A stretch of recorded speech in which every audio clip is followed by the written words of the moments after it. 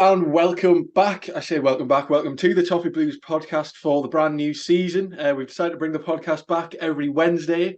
I think that's a decent amount of time to digest what's happened at the weekend and then look ahead to the next. But I will not be on my own for the rest of the season. I will be joined by Ellis Nordhoff. Ellis, how are you, mate? I'm good, mate. How are you? Yeah, not too bad. I mean, plenty of positives to take from Fulham. It felt weird walking away from the ground thinking that we'd actually lost that game. It felt ridiculous. I think it's a pretty rare feeling. I think as an Everton fan that we really deserved. I mean, I don't know what the XG was 2.9 or something. It feels like that never really happens to us, but we may as well start there. We may as well start at the first match of the season. Not too bad. No, it really wasn't, was it? I think a lot of people were a bit down after it because you never want to start the season with a loss here. But I do think there was enough in that performance to give me a bit of hope that we are improving. And I feel like the work in pre-season is paying off because we just looked a better side. We created more chances, as you've said, with the expected goals. And we know what the problem is, don't we? We need a striker and we need someone to put those chances away. But at least we're creating them, I suppose. Yeah, no, I'm sure we'll have plenty of time to get on to the fact that we need a striker. But of course, Mopé ended up missing quite a few chances. I mean, we're not going to get to the abusive level of that Fulham fan. Obviously, that's always a disgrace. But it wasn't only him. I mean, Decore missed that sitter at the start. Patterson hit the bar. Danjuma towards the end, which I was convinced was offside. I couldn't quite believe that it wasn't from the angle I was sat at. But yeah, I mean, we know that we need goals in the side. Normally, the issue is, I feel with Mopé. I mean, we know that he doesn't really score, but also he really kind of negatively affects the rest of the team balance. But I didn't really see that. I thought, other than scoring, he played relatively well. I know that feels ridiculous to say for a striker that he didn't score but played relatively well. I thought at times he was decent. Obviously, he had that flash chance really early on, and it just felt like a day that was constantly going to get away from us. And the goal, pretty much just a lapse in concentration. It was straight after the substitute, wasn't it? And it just felt, well, we knew it was undeserved. It wasn't really how I expected Fulham to come out. I'd say they dominated the early stages of the first half. I was feeling a bit nervous then. We couldn't seem to string a pass together, but then we definitely grew into it. And I thought we were the much stronger side in the second half. But it does come back to it, doesn't it, that we just can't score. Yeah, exactly. But what you're saying about Mopé is absolutely right. I think he played well. I felt like he was the scapegoat because that's what he's become now. Fans will just turn on him. If he misses one chance, if he misses a chance that is actually quite difficult, he'd probably get some stick for it. And yes, he's not quite the striker we need, and he's definitely not kind of the right fit to play up front for Everton. But it doesn't mean that that's his choice. And, you know, he's up there, he's doing his best. He was running around and he was attempting to link play when possible. And a lot of those chances were largely unlucky. I'd say that Leno had a fantastic game and he saved a few of them were point blank. And yes, some of them he should have put away, absolutely. But I wouldn't say that every chance that he had that game was his fault for missing. And like you say, it's a team game at the end of the day. And Decore also missed a big chance. And at the end of the day, we need to improve finishing collectively, not just on one player. I don't think we should pin it on one player. But talking about that goal, you just knew it was coming, didn't you? I felt like the shift kind of happened when they hit the post a few minutes earlier. And then Danjuma came on, and within a minute of him coming on, we conceded, which was devastating because you think I started to see that shift where they come back into the game after a long spell without being in the game, and then I was thinking, right, Danjuma's on now, the threat's on. Hopefully, we can get this goal and make sure they don't have another spell. But instead, straight away they scored, and it's just that's what you have to pay for missing your chances at the end of the day, isn't it? Yeah, absolutely. I think that relatively it was a pretty solid team performance. I agree with what you said about Leno. I mean, you could see by the Fulham fans' reaction. I'm not sure if he won man of the match. I wouldn't be surprised if he did, but the Fulham fans' reaction at the end kind of told you everything. I thought, other than that, I feel like there's not too much to go into. I mean, it's the first game of the season. For a first game of the season, I mean, we've seen some royal shockers in our time, so I didn't think it was bad at all. But the main pit that was obviously missing was Calvert-Lewin. He wasn't even in the squad. Danjuma starting on the bench, and because we went into the game with so much talk about transfers and he might be coming in, I think it was quite easy to forget that we hadn't actually made any of those signings yet, and still had a relatively thin and weak squad without many options off the bench. Obviously, Danjuma was there, maybe wasn't fully fit. Of course, he came off the back of pre-season with a slight injury. Obviously, wasn't trusted from the start, and well, that led us into the training match today at the time recording, where we ended up playing United, we did lose 3-0. They, of course, played last night. It was a fully, I think it was a B team game, though. So, I mean, you're never going to read much into the result. But lacking Calvert-Lewin against Fulham, it's always going to hurt us, realistically. I mean, despite the fact that it didn't have the knock-on effect that it does sometimes have, not having Calvert-Lewin, I thought we still played relatively well. You can definitely see the drop-off in performance when we don't have that focal point up front. Would he have scored a few of the chances that Mopé missed? I think absolutely. But good to see him. I think he ended up getting the full 90 minutes today against United. So surely, if he's ready to come back, we just need him back in straight away.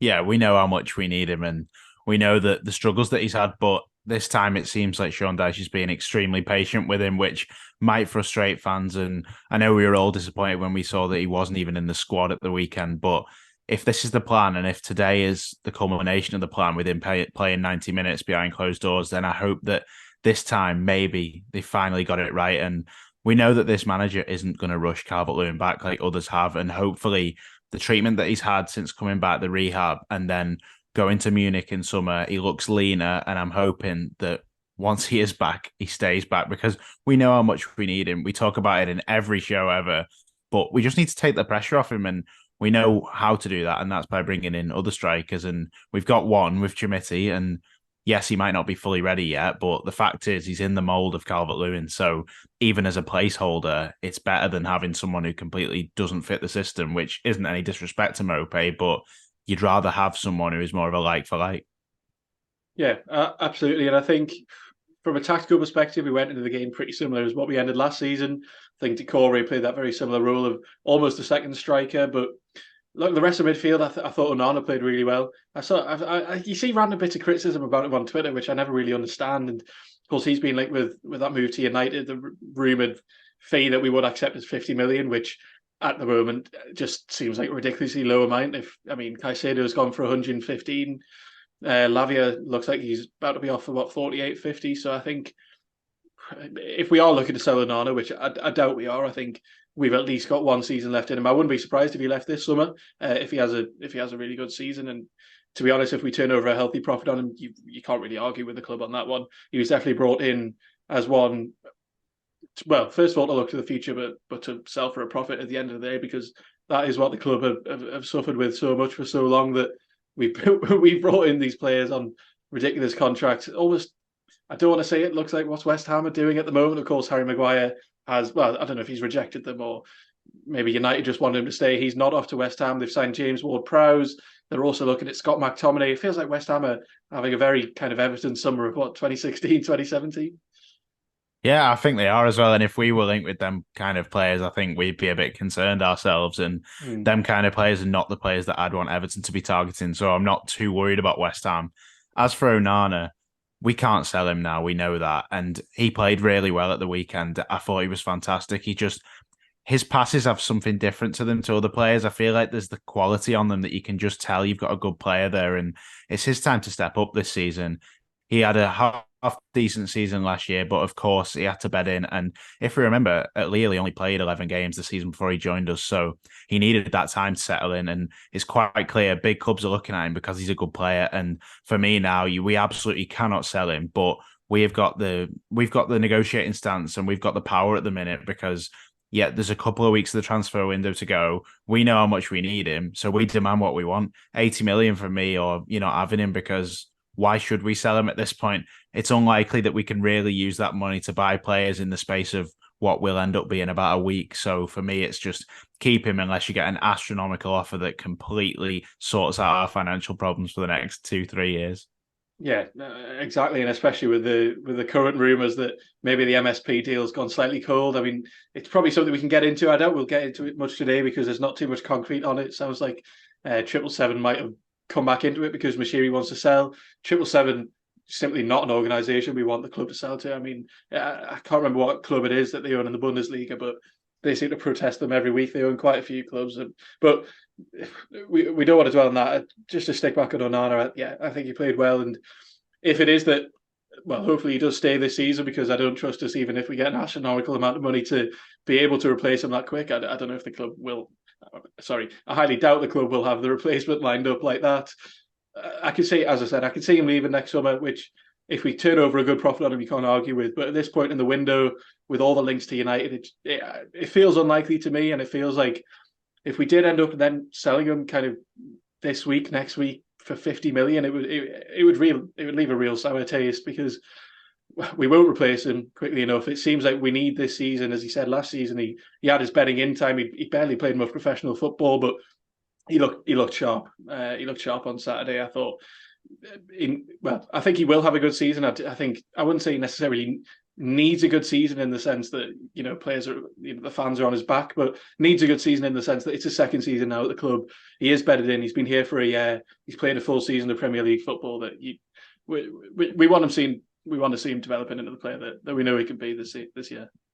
Yeah, and you'd hope that there's not the immense amount of pressure on him that there was last season, because obviously James Garner had that terrible back injury, and you'd have expected he would have been there for the whole of the season. But with Garner's injury, it meant that there was so much pressure on Onana to deliver in his first season. And to an extent, he did. He played very well at times, not so well at other times. But now, having James Garner there, he's not the only young midfielder coming through and looking really good as well. So hopefully they can kind of interchange. And when one of them needs time out of the limelight, then the other one can step in.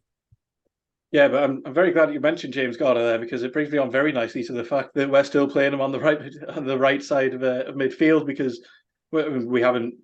Jack Harrison's just come in, but he's not going to be available for quite a while. We'll get on to Jack Harrison, but just to focus on Garner at right mid, I feel bad for him. It's clearly not his exact position, and it makes me worried when you see young players kind of put about where they're needed in the team, because it's not letting them develop into the proper position that they're made of. And then if you throw them about, they're never going to fully develop. And I hope it's one that the club can deal with quickly, because as well as I think he's done, and as capable as I think he is on the right midfield, he's never going to take anyone on. He's never going to take on a fullback and beat them and dribble past them.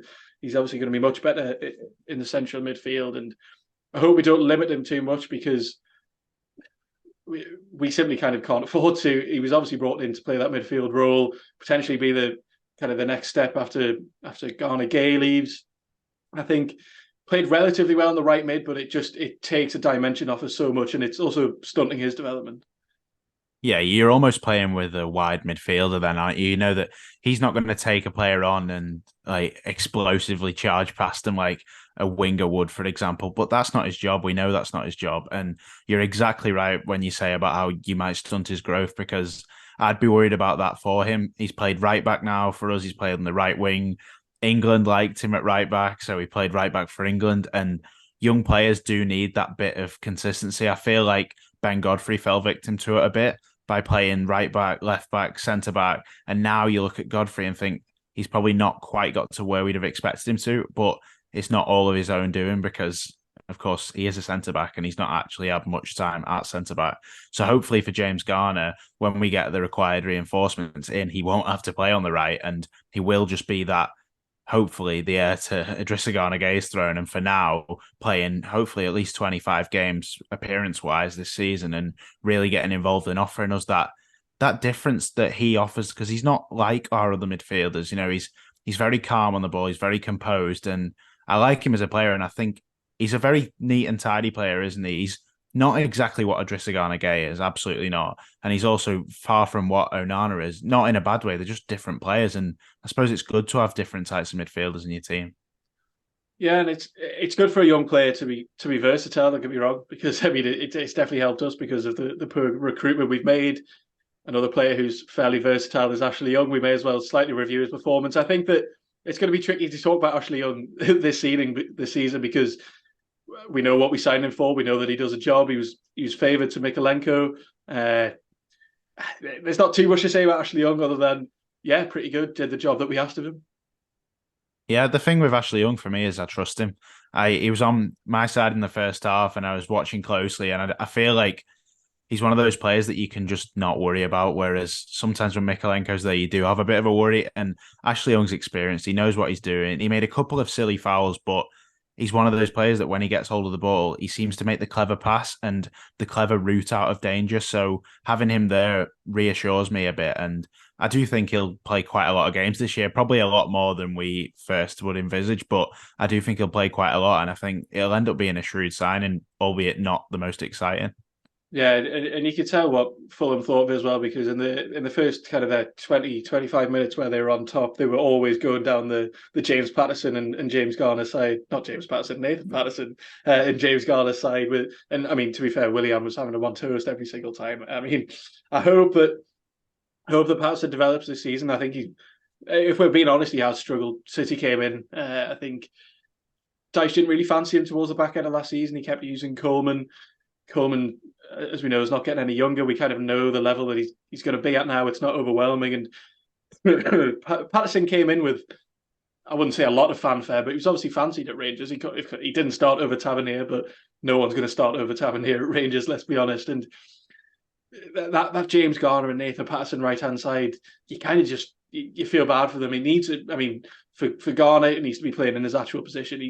He's doing well out there, but for Patterson, he needs a proper right midfielder in front of him as well that he can really play off, because Patterson's maybe looking like one of those that might just get away from us, which it feels bad to say we're one game into the season, so I'm not going to get carried away. I really hope he does do well, but needs to kind of really cement his place in the start lineup, because it almost feels that as soon as Coleman's properly fit again, that he'll be straight back in.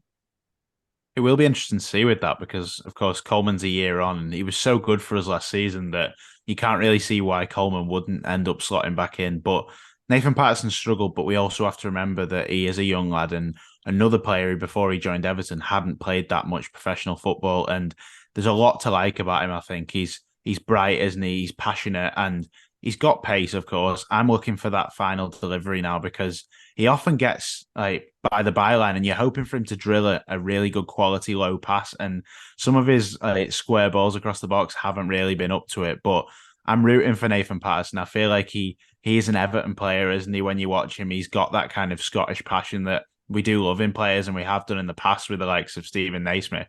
But there's a long way to go and he is a young defender and you'd hope that after Coleman retires, or maybe even before then, we have another right back in there to kind of help him out a bit. But of course, the priority is not right back at the minute. Yeah, no, it is far from it, and I hope he does develop into a really good player, because he's obviously got the potential. He's got no one else to really challenge him at the moment. Coleman's going to be still there on the sidelines, but no one's really going to be there to. Ashley Young can play on the right, but because Dyche doesn't fancy Mikalenko, as to be honest, I don't really either. I think Ashley Young definitely is the right option on the left-hand side. We're not going to see much of a challenge on the right. And as we mentioned, Ben Godfrey just hasn't really kicked on. He has slightly featured at right back. We've seen Mason Holgate feature at right back. He just seems to be out the picture completely. There's been so many rumours about him leaving on loan, which kind of baffles me that it hasn't happened so far. I mean, we've had the whole transfer window.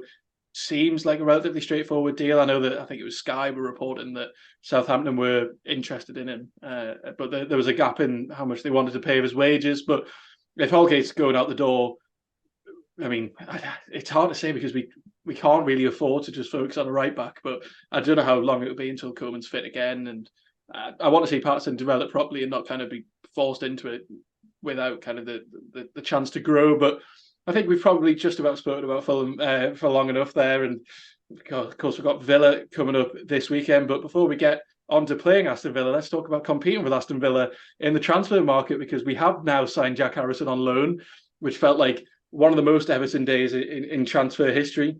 It's hard to really figure out what was going on there. I think there was a lot of it coming from Fabrizio Romano that, people were saying that he was off. People were saying that Unai Emery's got on the phone, he's decided to go for a medical in Birmingham, and that's that at the end. But then Ornstein rocks up later on in the night, announces that he's coming to Everton. Jack Harrison has now signed on loan for Everton. What's your initial reaction to that, and how were you feeling the other day?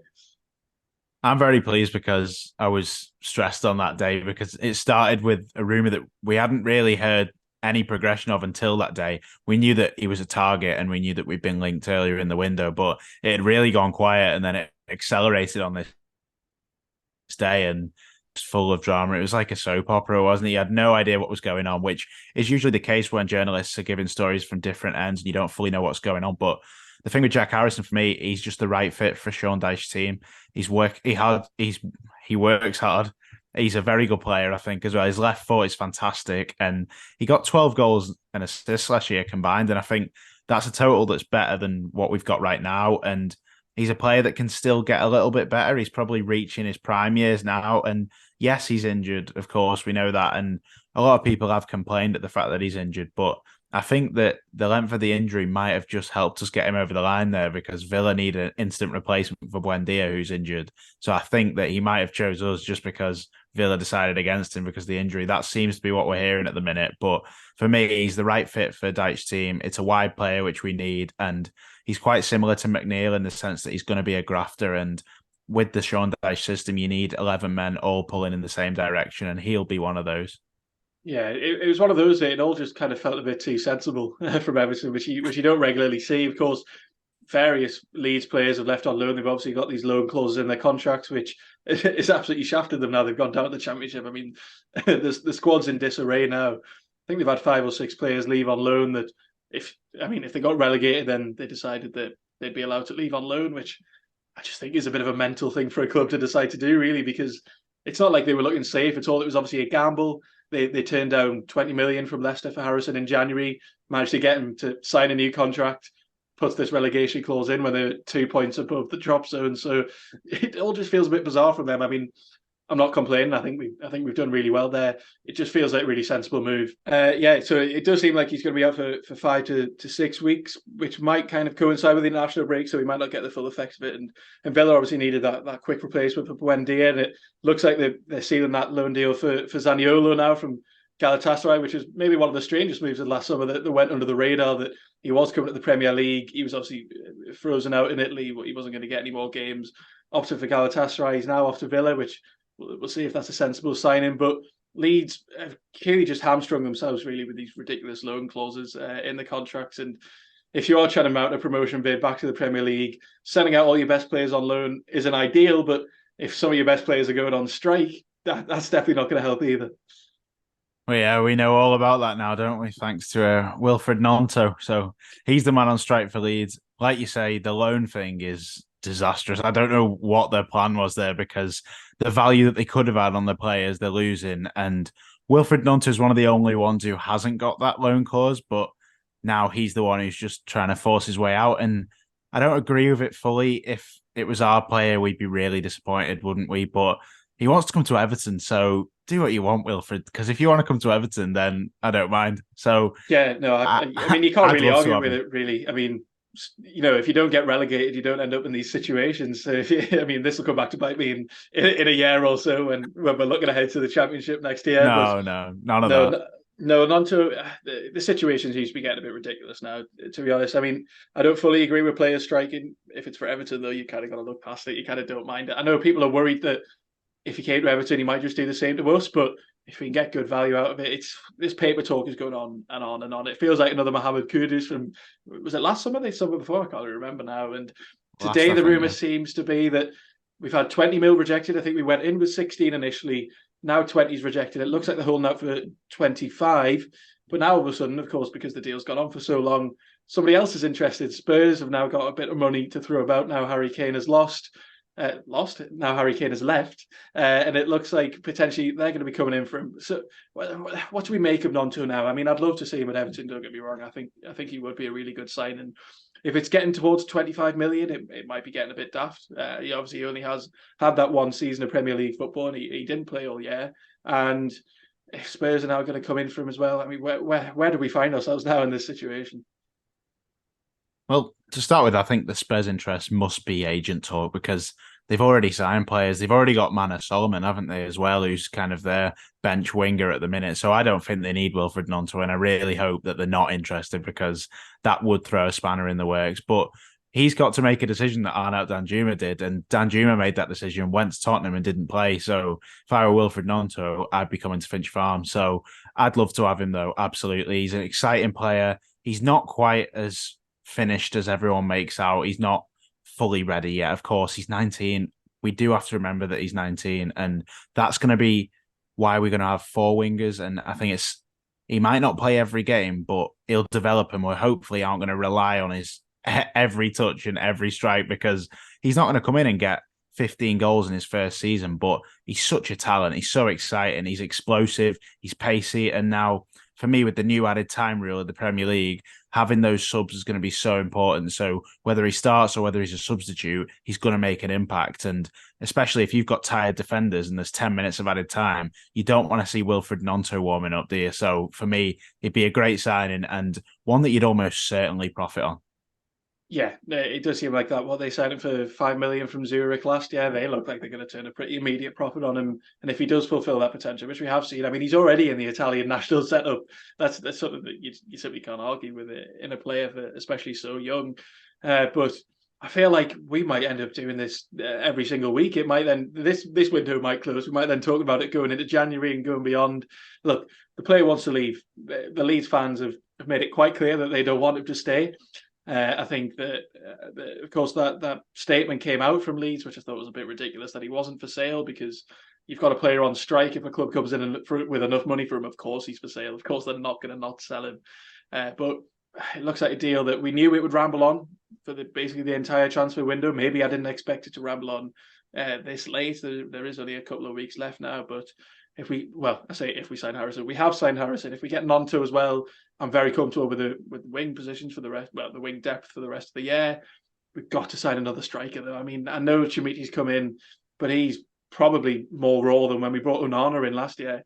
It feels like he simply cannot be the only other option alongside Mope if Calvert-Lewin's injured for the rest of the year. No, we can't. And we can't pin all that on the young lad Chimiti as well. Hopefully he comes in and he's a player who gets minutes off the bench and maybe starts a few games. And as I said earlier, it's great that he fits the profile of Dominic Calvert-Lewin and he is that tall player who can kind of be in a similar mold to Calvert-Lewin. But for me, the most important transfer we make this window is the next one, the striker. And we have to get it right. We have to get a striker that when Dominic Calvert-Lewin isn't fit, is an adequate replacement. And for me, I'm looking at Beto at the minute. That seems to be the one that there's murmurs about it. There's nothing concrete just yet, but having someone like that in who is a similar profile to Dominic Calvert-Lewin, slightly different in some senses, but he's a bit of a bully and he's agile as well, which is good to know. And of course, he's in the Serie A, so that's a risk. So you could maybe look at somebody else like Patson Daka, but that striker, we have to make the right decision on because that can really decide where our season goes. Because if Calvert-Lewin gets injured, then where do we look then? Are we really going to rely on a young 19-year-old, which would be so unfair in my eyes? Yeah, and I think we just kind of end up having this conversation again in January and then again next summer. But I mean, I don't know about you, but it's getting to the point now in this window. There's only so much transfer talk I can really take before I'm just getting a bit sick of it, really. I hope the club managed to seal this deal for Gnonto. I really do. He looks like a player with a lot of promise. But if this is just going to keep lumbering on, if we don't end up signing a striker, it's going to kind of leave a bit of a sour taste in the mouth from the window, which has been relatively good so far. I think Dan Juma and Harrison on loans are really good deals. I think bringing Ashley Young in was a really good move. Chimiti's one for the future. If we could just get over the line, I think we've had a fantastic window. If we don't sign that other striker, if we don't get another winger, really, because we're still lacking depth over there, that I think the transfer window might just be a bit underwhelming for everyone. I think we will. I've no doubt that we do sign this striker because we know how much we need it. And you've got no doubt that Everton will sign a striker. That's a bullet claim. I believe we will because I feel like it's so needed and it's so clear that I think it's just a case of trying to find the right deal for now. And if we have to pull the trigger on someone later on, I'm sure they have options that they can just turn straight to. And I do think we will get our man eventually. Hopefully the top choice, maybe the second, but we need that striker and they know that we will get one. We will get one. I'm putting my neck on the line there. I'm sure we will. We have to. Yeah, that is a remarkably ambitious claim that I will hold you to in a couple of weeks when we revisit this. I think that'll be interesting. But that is enough for transfer talk today. We do have one final matter to address, and that is Aston Villa at the weekend. Our second Premier League game is coming up. It's hard to really kind of dive into it that much because we don't know what the team news is. We obviously haven't had the press conference recording on Tuesday. It looks like following this pre-season, it's not pre-season, is it? I mean, the season's already started, but it kind of is a pre-season friendly, a friendly behind closed doors for fitness. That Calvert-Lewin should be fit, Dan Juma should be fit. We should have a much stronger lineup now. So we kind of look ahead to the lineup. What are you changing that maybe didn't quite work out on Saturday? Well, I think it'll be quite a similar side to what was played on Saturday. And one thing we need to make sure we do is just pack out the midfield. I think it's probably going to be the same again with Garner and Iwobi on the wings, which isn't ideal, but hopefully that just brings us that defensive ability, because I think it's going to be a completely different performance to what we got against Fulham. It's going to have to be a bit more defensive, a bit more organised. And to be fair, I'd take a point right now, but I've been given a little bit of hope by Aston Villa getting absolutely thrashed by Newcastle at the weekend. I think that's kind of given me a tiny glimmer to think that we may be able to get a point or something. I'm actually heading down there, and I can't wait still, because it's the first away game of the season, but I'm not full of hope because we know how good Aston Villa can be, and we know how high everyone's hopes are for them this season. But if we remain organised, we've got points at bigger places than Villa Park before. So, yeah, exactly. I think following the Fulham performance, I'm vaguely confident. Of course, that was at home. We know what our away form was like. I mean, we know what our home form was like last season. So, it's so hard to tell going into the new year. I'm extremely jealous that you are heading down to Villa Park, but well, Calvert-Lewin has to be straight in if he's fit. I think it'd be a relatively similar lineup, though, like you said. I think we'll probably see Garner on the right again because Dyche fancies him there. We saw him there towards the end of last season. We saw him there against Fulham, and you made a fairly bold prediction that we are going to get a striker before the end of the window. But have you got any bold score predictions? I'm gonna have to be not very bold, and I'm gonna say 1-1. I think they'll probably take the lead, and we'll stay in the game like we do under Dyche, and we'll get a point because we were unbeaten for a lot of the end of the season away from home, and I feel like we can start like that again, and hopefully this can banish all of our away demons this season and actually be a bit better on the road. What about you? I'm going to go for a 1-0 win, I think. I don't know why. I think I'm There we very go. confident. To be honest, I don't think. I mean, I know they got pumped by Newcastle, but I don't even think they played that terribly. I think they're still a very good side. I think the scoreline was fairly harsh on them. I think once Newcastle kind of got going and they got into that gear in the second half, the game was kind of away from them. But they're still a very strong side. I just want to see us just be solid away from home, even if we're picking up just a point here and there. I don't mean here and there, but if we, as long as you don't, just don't lose. Effectively, is kind of the motto for this season, and that's kind of what Dyche is known for. He's setting up sides that if you can't win, don't lose, take the point.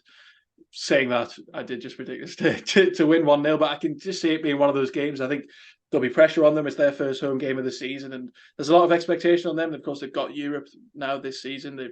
They've had a fairly decent window, and I think that there will be pressure on them from their fans, definitely, because all of a sudden they've got that massive weight of expectation that maybe they didn't have last season. They certainly did at the start, and then it kind of faded away until Emery came back in, and it was all just positivity. But now that they've shown they can done it, now they've shown they can do it even, it feels like there's going to be way more pressure on them going into this year.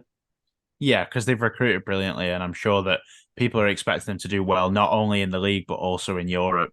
Moussa Diaby massively impressed me against Newcastle. Scored a goal, but also he's such a threat, isn't he? And I think we might struggle to deal with him, but hopefully our structure will ensure that he's dealt with, because when you compare him 1-to-1 with our defenders, you'd be a bit worried. But I feel like as a collective, Dyche will have them set up so the structure will be right. And to get that win would be absolutely huge, because we know how important the first win always is. To get that win on the board, it kind of it calms all the nerves, doesn't it? Because the longer you go without a win, the more the media narrative builds and builds that you've still not got your win. So I feel like we just need to get that. And if it's away from home, that's a huge bonus, because then you've got your away win as well. And it's kind of where you wouldn't expect it to. So I hope you're right, not me.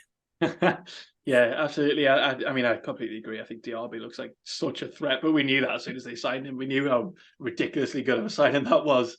And I think that hopefully we can take advantage of it, because it does get to the point there, if you're 2 games in, you've lost both games, it's not the end of the world, you know that, but all of a sudden that the pressure for the first win definitely does start building up and up, and we don't need that pressure. We don't want that pressure. I'm sure Dyche doesn't want that pressure, and just feels like if we could just put in a solid performance, if we doesn't even nick a 1-0 win, I think it'll just make everyone feel much better about the season. But I think that pretty much brings us to the end of this week's podcast, the first podcast of the year. So, Ellis, very exciting season ahead. How are we feeling? I'm feeling okay. I just want the transfer window to be over now, because many people have said it in the past, but these first few games doesn't fully feel like the season's got going yet. I want the window to be closed, the international break over, and then we can look at our squad and go, right, we're ready now for this, and we hopefully have a good season. What about you? Yeah, I'm excited after Fulham. I know it seems ridiculous coming off a 1-0 loss at home, but I'm excited. I think we looked really good. If we can just convert those chances, if we can create as many chances as that going forward, then we are inevitably going to win games because you can't make that many chances. I mean, ask Brighton that from a couple of seasons ago if you can make that many chances and not score. But no, I think I'm confident. I feel much better that we played well. At least we didn't lose and just played rubbish, because I think we wouldn't be feeling particularly great going into the Villa game. But I think we both seem relatively confident. But before we go, just a quick word on Michael Jones. Obviously, the tragic loss of him at Bramley-Moore Dock. I'm sure you agree with this, Ellis. But all of our thoughts are with his family and friends of what really is a tragic loss. Oh, totally. It's completely heartbreaking what's happened to him there. It's horrendous for any family to go through that. Yeah, no, very sad, and our thoughts definitely are with them. But that pretty much brings us to the end of our first podcast of the season. Thank you all very much for listening or watching. Ellis, thank you very much for joining me. Let's see, going into the rest of the season, what we can do. Let's hope we've got 38 more of these to come. So, well, 37 more of these to come. Sorry. So let's look ahead to the rest of the season. Feeling pretty good. Let's just get that first win on the board against Villa. So thank you very much for listening, and we will see you next week.